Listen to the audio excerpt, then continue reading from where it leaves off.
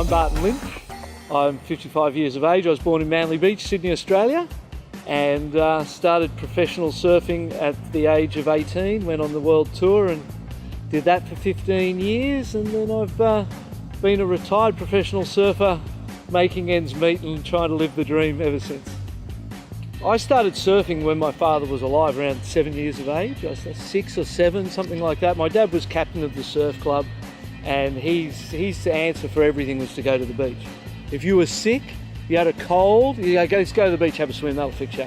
It was the answer for everything, was to go to the beach, you know. And my dad just loved the beach and was involved with the surf club, was captain of the surf club, and so I was at the beach all the time. And I started doing nippers, which is like that young kids surf life saving. Started doing nippers, and then at the other end of our beach at Whale Beach was where the Tracks and Surfing World offices were, on that beach. And that was a vastly different culture to my father's. My father was the surf life saving culture and a policeman. So quite a serious dude, you know. Down the other end of the beach was all these hippie surfers. You know what I mean? And they were just living these two different lifestyles on that one beach. And I started the world tour in 1983. I was 19 at the start of that year and 20 by the end of the year. And first year on, I finished 13th in the world and made the top 16, which was what the seeds were that year. And you had to be in that top 16, or else you started in first round of the trials. So I did the trials that first year and took out some of the big guys and got some good results, made my way into the top 16 and was seeded from sort of that first year on. And Occy started that exact same year. Ock and I started the same year, went out on tour at the same time. He finished 15th, I finished 13th, and we were off on you know, that life as a pro surfer. I did 15 years on tour. I'm going to tell the story of you know, after my dad had passed away, and it was a sort of early evening one night at our house in Whale Beach, and I go into the kitchen and my mum's there on her own and she's crying and she's, you know, super upset, and apparently I sort of go to her, look Mum, it's okay, everything's going to be all right, I'm going to be a professional surfer, you know, when I was 11 years old. And so I think that it was always, there was never a plan B, there was never, I never thought of doing anything else. It was never, you know, that was what I was going to do, and I was just absorbed myself in it.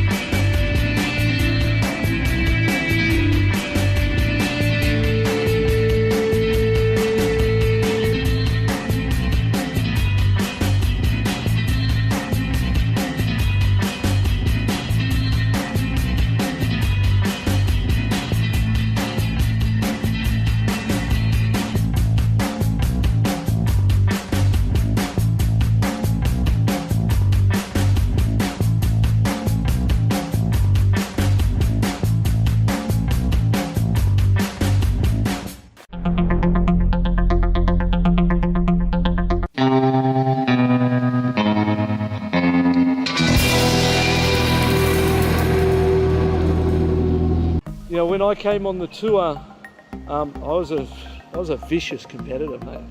I wasn't there to make friends. I wasn't there to be liked.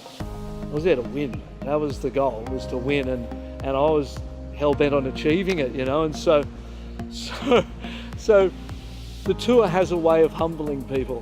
1987 felt like the year it should have been mine. Tom Curran was world champion. By the midway point, I'd beaten him in 2 events back-to-back and won those events back-to-back. I was thousands of points ahead on the ratings, and the last event of the year was at Manly Beach, my home beach. And I was like, this is my destiny. I'm going to win the world title at home in front of my family and friends on my home beach. Come on, man. I was like, come on. And after I won those back-to-back events, and I was putting on my rash vest for the next event, I was in a round with John Shumuka, and off back-to-back wins, feeling big and good, you know. And my surfboard sponsor came up to me, who had been a mentor and I'd been with for a long time, Aloha Surfboards, and said, I think it's best I don't make your boards anymore. As I'm putting the jersey on, and I was like, just rattled, and it was a really strange situation, and I went out in that heat against Shmoo and lost. Got last. 2 first to last. I went, oh, this is scary.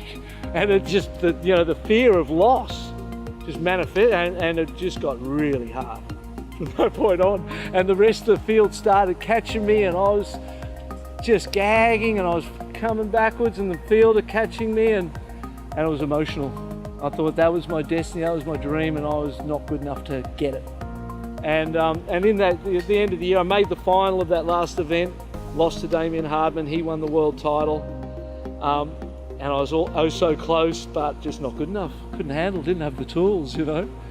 And went out on tour that next year, didn't even think about winning. I was devastated, just thought it was never happening again. It wasn't even there. I had 9 thirds that year, and I hadn't won an event, but towards the back end of the tour, I won an event in Australia, and then we came to Hawaii, and I was sort of right there. But Tom Carroll was the one, and the script was that he's going to become the first surfer to win back a world title after losing it, and that was the script. And I was going, you could see that, you know, and he's such an incredible surfer and such the man at Pipeline, and so it was like, it was a tough. I wasn't really thinking world titles, and then as things panned out, people lost when they needed to lose. I kept winning. I went home after a morning surf, got back to the beach, and like Tom Carroll lost. I was like, what? I wasn't even there. I was like, what? How does that happen? Really? The door opened, mate. And there wasn't another storyline. There wasn't anything. And Occy had Damien Hardman, and Oc's like, I'll get him for you, BL. I'll get him, what? You know, and Oc went out and took Duma down. I was like, crikeys. And don't think about it. Just don't look. Don't even think. Just keep doing your thing. And I had a great team. I had the Downing family behind me that year. George had made me boards. Keone was in my corner, helping me, coaching me, and everything just into place. And I won the contest at 8 to 12 foot perfect pipe. Surfed it all day with one other guy. Won the contest, won the world title, and went, holy moly, how'd that happen? You know, it's like, so it was. I would swap winning at Manly for winning at Pipeline every single day of the week, you know, and everyone would. And so that was one of those moments that just made me believe. Don't listen to yourself. You don't know anything, mate. Just trust, you know, just believe. Everything was, it was very different back then, you know. It was so low key. By the time that final had been won, the sun had more or less set over Kaina Point, you know. You didn't have to finish by 4 o'clock, or, you know what I mean? The sun was literally setting as the presentation was taking place, and there's, you know, a few people left, but it's been a long day, and you walk yourself up the beach and, you know, walk yourself to your car. And so it wasn't the massive celebrity situation that it is today. It was a much lower key situation. It obviously changed my life in the sense that I've slept really good ever since. You know what I mean? Like, that was my dream, man. To live your dream and to achieve the things you wanted as a young child was amazing. So it changed my life. It definitely set me up. And now, even today, it's 30 years at the moment. You know, it's 88 to 2018. So it's been 30 years ago that I won it. And people still bring it up and still talk to you about it, still introduce you as that. You know what I mean? So it is a life changer. You don't realise at the time how big a deal it is, and even in a lower key environment, it's lasted the test of time, and it still matters, and people still respect you for it. And you know, so in a personal sense, it feels great. From a commercial sense, it's kind of what you sell. So you know, it's who you are and the thing you've got to commercialise your life and put food on the table for you and your family and that sort of thing. So definitely a life changer, but not in the way that it would have been if I'd done it this year or next year, you know.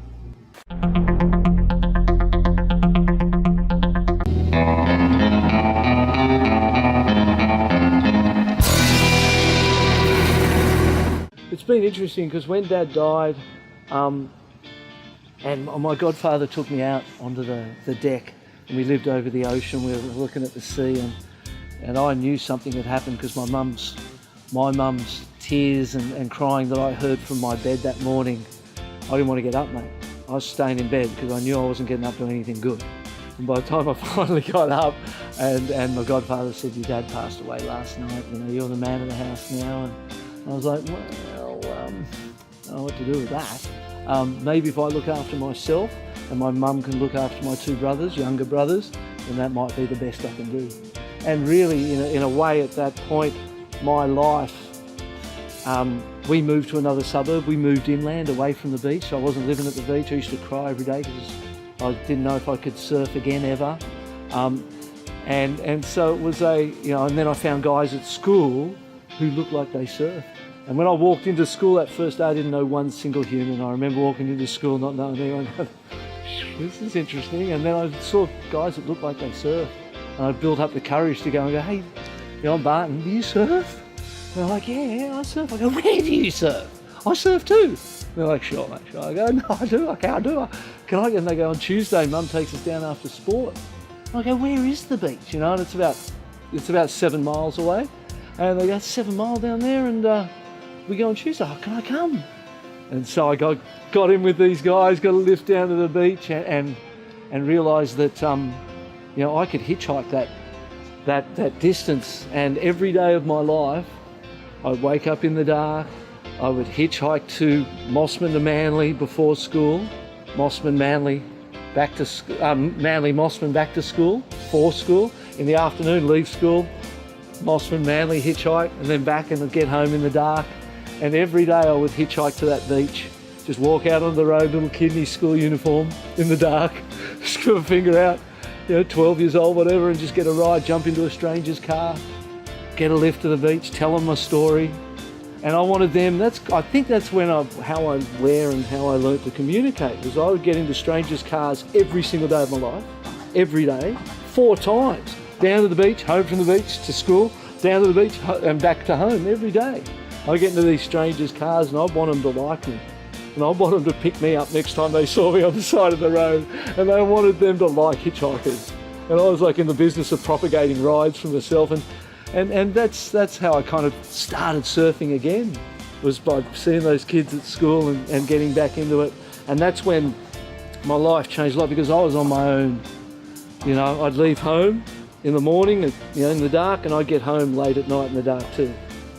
Daylight savings, when it was light till 9 o'clock, I might not get home till 10:30. You get home, get some Cocoa Krispies, we call them Cocoa Pops, I'd walk in the door, get a bowl of ice cream, put it on the counter, go up, have my shower, come down, the ice cream will have melted a little bit, put the Cocoa Krispies on the ice cream, and that was dinner 6 nights a week for me. Ice cream, Cocoa Krispies, just loving it, up in the dark back to the beach. And so I never was around my family. And then I started going away to contests and just getting into anyone's car I could and going to contests. And so my family and I were never that tight from quite a young age, because then I was away for 15 years. And so, then I've continued travelling after that. So my immediate family and I, although we love each other and stuff, we don't see each other that often. And when we do, it's great. But with my wife and my children, that immediate family that I've created, so to speak, having them with me and being able to spend time with them is everything. Because when Tamron, she's 25, my daughter Tamron, when she was 11, my dad's age 41, I was the exact age my dad was when he died, and she was the exact age I was when he died, so to speak. And it was one of those points in time where I knew it was coming. So I'm a bit of a numbers person. I was looking at the numbers going, it's going to be a good year, this is going to be an interesting one. I just got to get past it. And I got past it, and I was like, oh, I got one more year than my dad. 55, he died when he's 41, I've had 14 more. And to spend that with your family and your kids and to continue to live the way you want, you know what I mean? Try and be true to yourself and live the way you want has hopefully made my dad proud.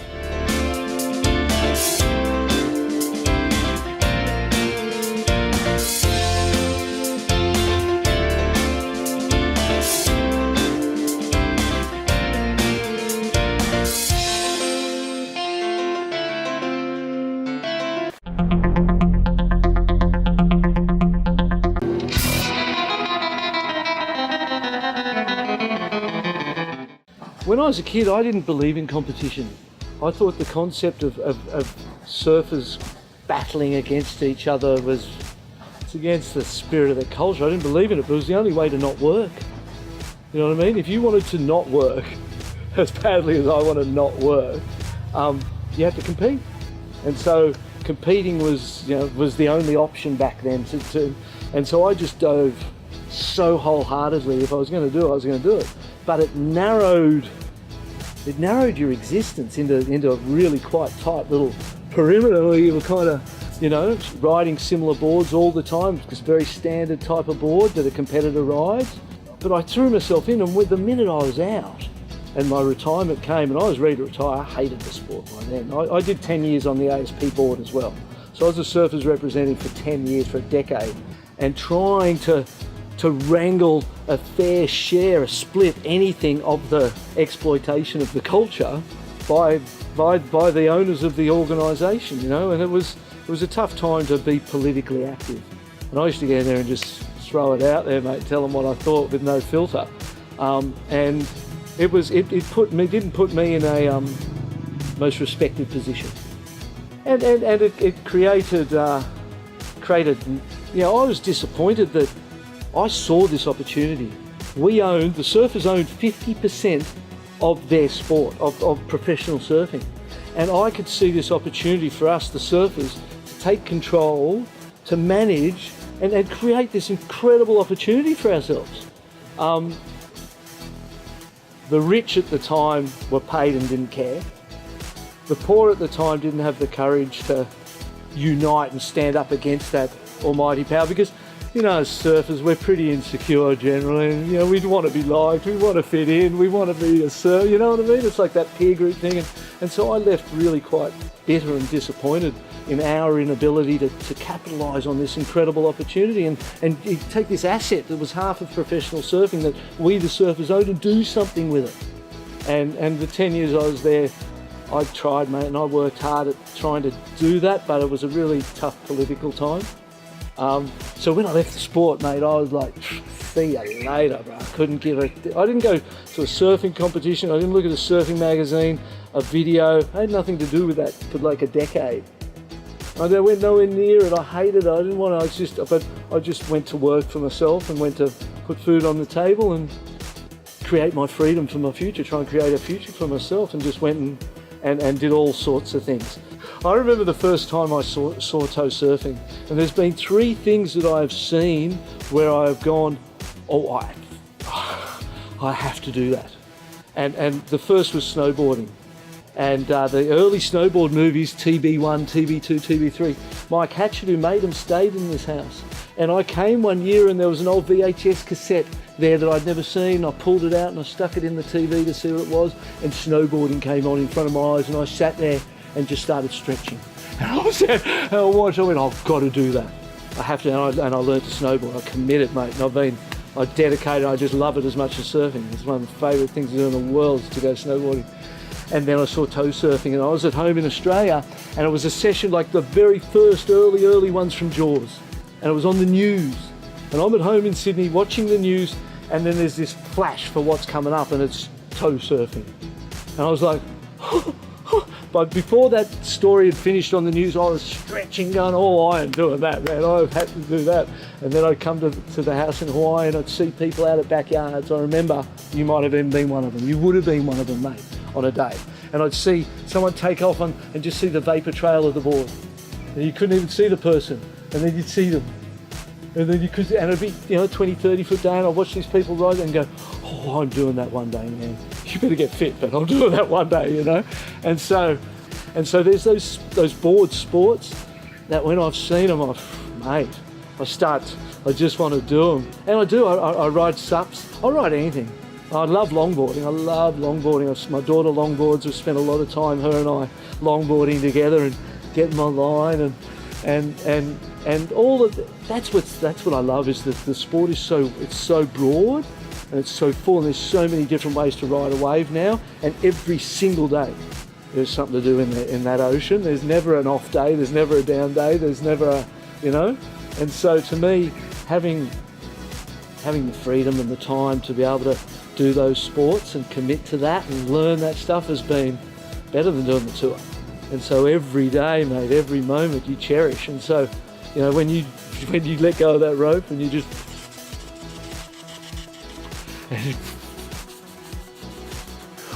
when you're in those, that to me that's living, mate. Floating through the pow on the back foot, and and you just turn, and just snow flies over, and you come out of it in the tree, and you just know that I don't know. I'm a simple bloke.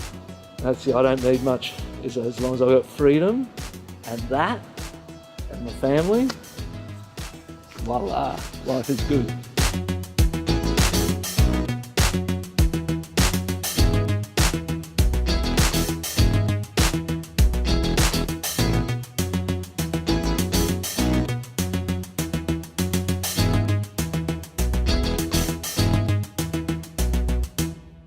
Barton Lynch's 1989 ASP World Championship was won deep in the tube. To come so close, I've only won one event so far this year, and I've come close a hell of a lot of times.